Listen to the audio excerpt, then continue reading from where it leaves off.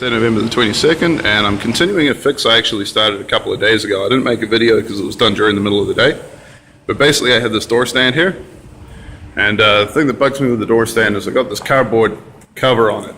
So, I mean, the idea is pretty straightforward. The sheet of cardboard goes over the stand itself, collects the overspray for a couple of months. Once it gets too messy and too bothersome, then the cardboard gets stripped off, rolled up, thrown in the dumpster, and replaced with another one. A few silly problems with that. The fact that it's taped on for the most part.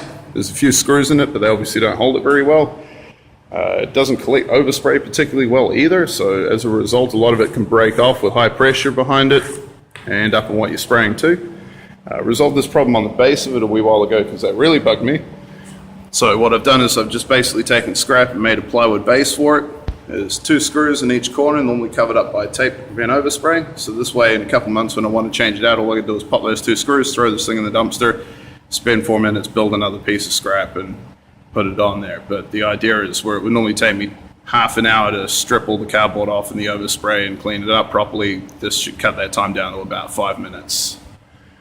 So I'm going to proceed and do the back of this as well and get a sheet for it. The other thing that's kind of a problem too is that you notice I've added a piece up the top here. So this board is 80 inches high. I'm quite frequently getting doors now that are 81 and 82 inches, so I just need to increase the height of it a little bit too. So let's fix that up.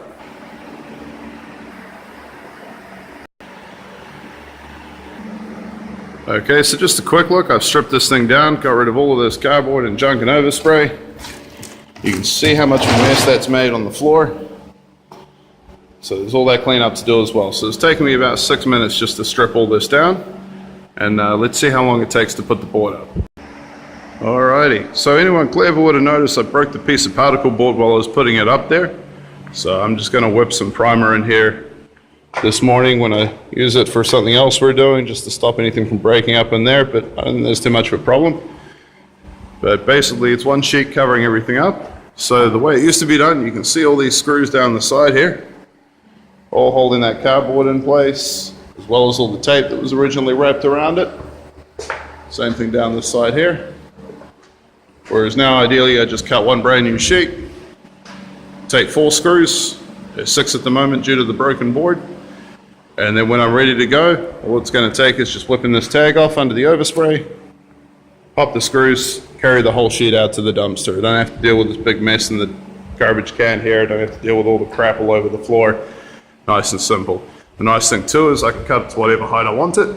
So at the moment I'm 82.5 inches, a little bit higher than it was before. And that's going to allow me to put a taller door in there but still get clearance to get everything under the booth. So hopefully that's quite an improvement.